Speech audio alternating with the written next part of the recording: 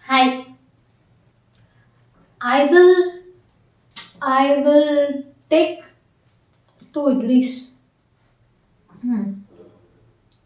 I'm going to eat sandwich. I'm eating sandwich on Sunday. இப்போ நான் சொன்ன மூணு சென்டென்ஸுமே ஃபியூச்சர் டென்ஸ் தான். உங்களுக்கு வந்து will plus V1 யூஸ் பண்ணால் ஃபியூச்சர் டென்ஸ்னு தெரியும். சிம்பிள் ஃபியூச்சர்னு உங்களுக்கு தெரியும். கரெக்டாக will plus V1 verb 1 use பண்ணால்.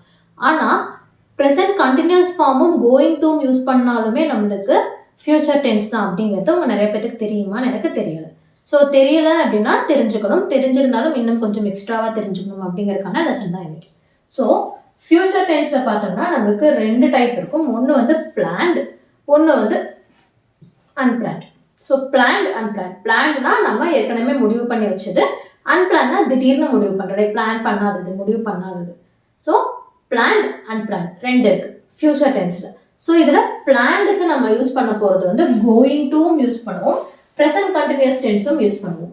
கோயிங் டூவும் யூஸ் பண்ணுவோம், ப்ரெசன்ட் கண்டினியூஸ் டென்ஸும் யூஸ் பண்ணுவோம். ப்ரெசன்ட் கண்டினியூஸ் டென்ஸ்னா என்னது? ஆம் இல்லைனா ஈஸ் இல்லைனா R plus V1 plus ing. இதுதான் நம்மளோட present tense, I mean present continuous tense. So ஒரு பி ஃபார்ம் வேர்போட ப்ரெசன்ட் பி ஃபார்ம் வேர்போட வேர்ப் 1 கூட ing ஆட் பண்ணுறது தான் நம்மளுக்கு ப்ரெசன்ட் கண்டினியூஸ் டென்ஸ்.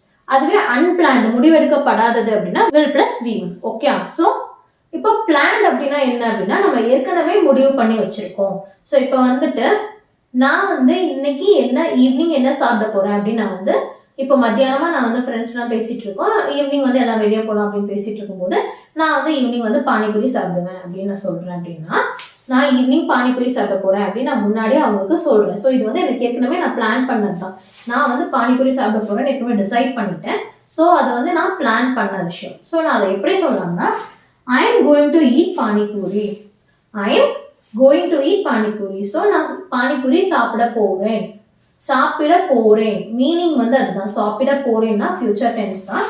இப்போ கோயிங் டு அப்படிங்கிற வார்த்தை யூஸ் பண்ணி நான் வந்து ஏற்கனவே பானிபூரி சாப்பிடலான்னு பிளான் பண்ணி வச்சிருக்கேன் அப்படிங்கிறத சொல்றேன். அதுவே ஐ am eating pizza on Sunday. So I am eating pizza on Sunday. So நான் சண்டே வந்து பீஸா சாப்பிட போறேன், நான் சண்டே பீட்சா சாப்பிட போறேன் அப்படிங்கும்போது இதுவும் நான் வந்து ஏற்கனவே பிளான் பண்ணி வச்சது. ஸோ இதையும் நான் வந்து ப்ரெசன்ட் கண்டினியூஸ் டென்ஸில் சொல்கிறேன். ஒரு வித்தியாசம் என்ன, லைக் மைன்யூட்டாக நீங்கள் கவனிச்சு பார்த்தீங்கன்னா ஒரு வித்தியாசம் தெரியும். ஸோ கோயிங் டு யூஸ் பண்ணும்பொழுது கொஞ்சம் நியர் ஃபியூச்சரை பற்றி இருக்கலாம், ப்ரெசன்ட் கண்டினியூஸ் டென்ஸ் யூஸ் பண்ணும்போது கொஞ்சம் நியர் ஃபியூச்சருக்கு கொஞ்சம், இப்போ ஒரு நாள் நாளைக்கு பண்ண போகிறது, இன்னைக்கு சாயந்தரம் பண்ண போகிறது, அதை பற்றிலாம் பேசினா வந்து நான் வந்து கோயிங் டு யூஸ் பண்ணலாம். இன்னும் 2 நாள் கழிச்சு இல்லை அடுத்த வாரம் அந்த மாதிரி நான் பேசும்பொழுது ப்ரெசன்ட் கண்டினியூஸ் டென்ஸ் யூஸ் பண்ணலாம். இது வந்து ஹிண்டாக சொல்கிறேன், பட் இதுதான் பண்ணணும்னு கிடையாது. இதை பண்ணினா இன்னும் கொஞ்சம் பெட்டராக இருக்கும். இல்லை நான் கோயிங் டு தான் யூஸ் பண்ணுவேன்னா பண்ணிக்கோங்க, இல்லை ப்ரெசன்ட் கண்டினியூஸ் டென்ஸ் தான் யூஸ் பண்ணுவேன்னா அதையும் பண்ணிக்கலாம், தப்பு ஒன்றும் கிடையாது. ஸோ இப்போ இது வந்து பிளான்டுக்கு. இதுவே அன்பிளான்டுக்கு, இப்போ நீங்களும் உங்கள் ஃப்ரெண்ட்ஸும் வெளியே போகலான்னு டிசைட் பண்ணி வெளியே போயாச்சு. ஸோ கடையில் போய் உட்காந்துட்டு நீ என்ன சாப்பிட்ற அப்படின்னு அவங்க கேட்கும் பொழுது நம்ம மெனு கார்டு பார்த்துட்டு okay I need panipuri. So நான் வந்து அவ்வளோ நேரம் பிளானே பண்ணல, அன்பிளான்டாக தான் இருக்குது. ஸோ அந்த நிமிஷம் டிசைட் பண்ணுறேன், இவ்வளோ நேரம் அன்பிளான்டாக இருக்குது, முடிவு செய்யப்படாத ஒரு விஷயம் அப்படிங்கிறப்போ I will eat panipuri. So அந்த நிமிஷம் நான் வந்து ஐ வில் ஈட் பானிபூரின்னு சொல்கிறேன், will plus V1. Okay. So shopping போகிறோம், ரெட் கலர் ட்ரெஸ் எடுக்கிறதா blue colour dress எடுக்கிறதான்னு குழப்பறோம்.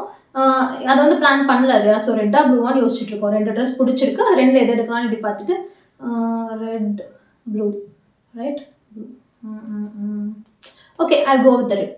So I will go with red. So I will, அந்த நேரம் நான் அது வரைக்கும் பிளான் பண்ணலை, அந்த நிமிஷம் முடிவு எடுத்திருக்கேன், இவ்வளோ நேரம் அன்பிளான்டாக இருக்குது அப்படிங்கிறப்போ நான் வந்து வில் யூஸ் பண்ணுவேன். ஓகே. ஸோ நல்லா கவனிச்சுக்கோங்க, பிளான்ட் அன்பிளான்டு ரெண்டு இருக்குது ஃபியூச்சர் டென்ஸில். பிளான்ட் அப்படின்னா நான் கோயிங் டுவும் யூஸ் பண்ணலாம், ப்ரெசன்ட் கண்டினியூஸ் டென்ஸும் யூஸ் பண்ணலாம். ப்ரெசன்ட் கண்டினியூஸ் டென்ஸ்னா பி ஃபார்ம் வேர்ப் கூட, ப்ரெசன்ட் பி ஃபார்ம் இது ஆம் ஈஸ் ஆர், அது கூட வேர்ப் V1 ப்ளஸ் ing. அதுவே அன்பிளான்ட் அப்படின்னா will plus V1 verb 1 present verb, will plus present டென்ஸில் வர வேர்ப் V1 யூஸ் பண்ணலாம். So example, I am going to eat panipuri அப்படின்னா நான் பானிபூரி சாப்பிட போகிறேன். I am eating pizza on Sunday, நான் சண்டே பிட்ஸா சாப்பிட போகிறேன். ஐ வில் ஈட் பானிபூரி, நான் பானிபூரி சாப்பிடுவேன். Okay. I will eat panipuri. So இந்த ஈட் நான் ஏன் எடுத்திருக்கேன் அப்படின்னா, நம்மளுக்கு ஒரு பிளானோ அன்பிளான்டோ வந்து இந்த சாப்பிட்ற விஷயத்துல ரொம்ப ஜாஸ்தி நடக்கும். அதனால நம்ம புரிஞ்சுக்கிறதுக்கு ஈஸியா இருக்கும் அப்படிங்கிறனால நான் ஈட் எடுத்திருக்கேன். ஸோ வேற எந்த வேர்ப் வந்தாலும் இதே தான். கோயிங் டு அப்படியே தான் இருக்கும். ப்ரெசென்ட் கண்டினியூஸ் டென்ஸ்லையும் அந்த வேர்ப் கூட ஐஎன்ஜி ஆட் ஆகும். வில் கூட அந்த வேர்போட V1 ஃபார்ம் ஆட் ஆகும். ஸோ இதில் சேஞ்சஸ் எதுவும் நடக்காது. ஆனால் நம்ம யூஸ் பண்ணும்பொழுது அது பிளான்டா அன்பிளான்டா அப்படிங்கிறத கரெக்டாக பார்த்து யூஸ் பண்ணணும். நம்ம யூஸ் பண்ணும்போதும் சரி, ஆப்போசிட்ல இருக்க பர்சன் யூஸ் பண்ணும்போதும் நம்ம புரிஞ்சுக்கிறது ஈஸி. இது அவங்க இந்த நிமிஷம் முடிவெடுத்தாங்களா, இதுக்கு முன்னாடி முடிவெடுத்ததா அப்படிங்கிறது அந்த வார்த்தைகளை வச்சு நம்ம கண்டுபிடிக்கலாம். ஸோ இங்கிலீஷ் வந்து ரொம்ப அழகான லாங்குவேஜ். எப்படின்னா நம்ம மைண்ட்ல என்ன இருக்கு அப்படிங்கிறத பெருசாக சொல்லணும்னு அவசியம் இல்லை.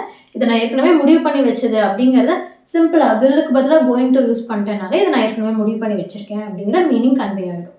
ஸோ ரொம்ப கஷ்டப்பட்டு நான் இதை முன்னாடி முடிவு பண்ணி வச்சது என்னன்னா அப்படின்லாம் எக்ஸ்பிளைன் பண்ண தேவையில்லை. ஸோ இது நம்ம இந்த குட்டி குட்டி விஷயங்கள் புரிஞ்சிருச்சு அப்படின்னா நம்மளுக்கு இங்கிலீஷ் ஈஸியாக வந்துடும். ஓகே. ஸோ இது உங்களுக்கு புரிஞ்சிருக்கும்னு நினைக்கிறேன். இதில் எதுவும் டவுட்ஸ் எதுவும் இருக்கான்னு சொல்லுங்கள். எனக்கு டவுட்ஸ் எதுவும் இருந்துச்சு அப்படின்னா கமெண்ட்டில் சொல்லுங்கள். நம்ம டிஸ்கஸ் பண்ணி கிளாரிஃபை பண்ணிக்கலாம். உங்களோட ஹோம்ஒர்க் என்ன அப்படின்னு பார்த்தீங்கன்னா, நீங்கள் வந்து ஷாப்பிங் போக போகிறீங்க. ஸோ ஷாப்பிங் போக போகிறீங்க அப்படிங்கிறப்போ, ஆமாம் ஷாப்பிங் போகிறீங்க. ஷாப்பிங் போயிட்டு ஒன்று வந்து நீங்கள் ஏற்கனவே பிளான் பண்ணி வச்சு இதுதான் இந்த ஷர்ட் தான் எடுக்கணும்னு போகிறது. இன்னொன்று வந்து அன்பிளான்டா அந்த நிமிஷம் போய் நீங்கள் முடிவு எடுக்கிறது. ஸோ வந்துட்டு ரெட் ஷர்ட் தான் எடுக்கணும்னு பிளான் பண்ணி போயிருக்கீங்க. ஸோ அதை எப்படி சொல்வீங்க? அந்த நிமிஷம் சடனாக பார்த்து உங்களுக்கு ப்ளூ ஷர்ட் பிடிச்சிருக்கு அப்படின்னா அதை எப்படி சொல்வீங்க அப்படிங்கிறது எனக்கு கமெண்ட்டில் சொல்லுங்கள். ஸோ பிளான்டில் 2 டைப்புமே சொல்லுங்கள். ரெட் ஷர்ட்டுக்கு 2 டைப்புமே, ப்ளூவுக்கு நார்மலாக அன்பிளான்டு என்ன டைப் அப்படிங்கிறத மட்டும் எனக்கு கமெண்ட்டில் சொல்லுங்கள். இதுதான் உங்களோட ஹோம்ஒர்க். ஸோ ஹோம்ஒர்க் மறக்காமல் பண்ணிவிடுங்க. நான் சொன்ன மாதிரி ப்ராக்டிஸ் மேக்ஸ் பர்ஃபெக்ட். எப்பயுமே அதான் சொல்கிறேன்.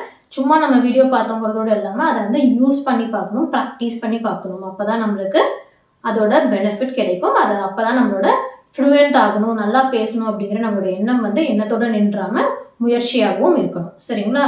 ஸோ ஹோம்ஒர்க் மறக்காமல் பண்ணிவிடுங்க. நான் சொல்கிறதெல்லாம் கரெக்டாக ஃபாலோ பண்ணுங்கள். கமெண்ட்டில் ஏதாவது டவுட்ஸ் இருந்தால் சொல்லுங்கள். நம்ம கிளாரிஃபை பண்ணிக்கலாம். Okay, thank you.